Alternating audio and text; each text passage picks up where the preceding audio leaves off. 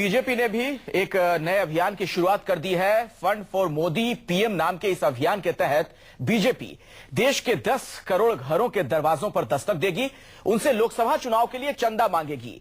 BJP के अध्यक्ष राजनाथ सिंह ने इस अभियान की बाकायदा शुरुआत की।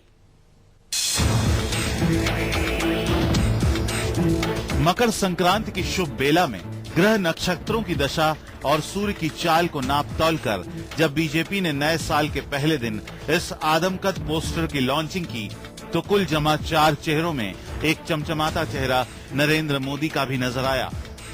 मकर संक्रांति का हिंदू धर्म में खास महत्व है और आज से कहा जाता है कि नए साल की शुरुआत होती है और यहाँ पर भी बीजेपी ऑफिस में भी इसे लेकर आप देख सकते हैं बदलाव। तो यहाँ पर नए साल की शुरुआत के साथ ही नए पोस्टर की शुरुआत हुई है। बीजेपी में नया पोस्टर आ गया है। नरेंद्र मोदी जो कि पीएम पद के उम्मीदवार हैं वो भी यहाँ पर हैं। और ये 2014 की बीजेपी है। ये 2014 के पलटन का पोस्टर है। बीजेपी दफ्तर के एंट्री गेट पर ऐसे पोस्टर पहले भी दिखते रहे हैं, लेकिन तब इस पोस्टर में 2 ही चेहरे नजर आते थे। एक चेहरा अटल बिहारी वाजपेयी का होता था और दूसरा लाल कृष्ण आडवाणी का। अब इसमें मोदी और राजनाथ की भी एंट्री हो गई है। बीजेपी मोदी में हो चुकी है। मोदी में बीजेपी की एक और तस्वीर आज बीजेपी के इसी दफ्तर से बाहर आई। मोदी को पीएम बनाने के लिए बीजेपी ने आज से मोदी फॉर पीएम फंड की शुरुआत की है। इस फंड के लिए बीजेपी 10 करोड़ दरवाजों पर दस्तक देगी।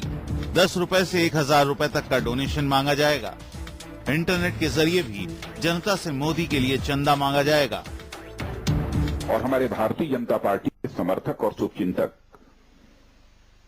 केवल वोट ही नहीं देना चाहते हैं, बल्कि वह जानते हैं कि जब चुनाव होता है तो राजनीतिक पार्टियों को, प्रत्याशियों को कुछ न कुछ खर्च भी करना पड़ता है, इसलिए वह सहयोग भी करना चाहते हैं। तो हमारी इस ऑनलाइन फंडिंग की जो वेबसाइट है, इस वेबसाइट के माध्यम से वह डोनेट कर सकता है। जानकार कह रहे हैं कि फंड का ये फंडा भी उधार का है। बीजेपी ने ये फंडा भी केजरीवाल की उसी आम आदमी पार्टी से लिया है जिसने दिल्ली में सत्ता के उसके सपनों को चकनाचूर कर दिया। राष्ट्रीय कार्यकारिणी और राष्ट्रीय परिषद की अक्सर बैठक होती रहती है, कोई नई चीज नहीं है। हम लोग 1951 में जन्म लिए हैं, वो जुम्मा 1 साल पहले जन्म लिए। ये सब चीजें 1951 से हम लोग जो है करते आ रहे हैं। तो सवाल ये है कि क्या उधार का ये फंडा लेकर बीजेपी लोकसभा चुनाव की वैतरणी पार कर पाएगी? क्या जनता के चंदे से मोदी का चुनावी अनुष्ठान किसी मुकाम पर पहुंच पाएगा?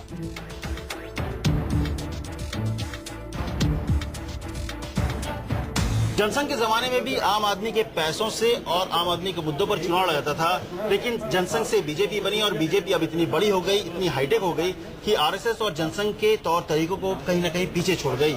लेकिन आम आदमी पार्टी ने ऐसा आईना दिखाया कि बीजेपी पीछे मुड़कर देखने को मजबूर हो गई।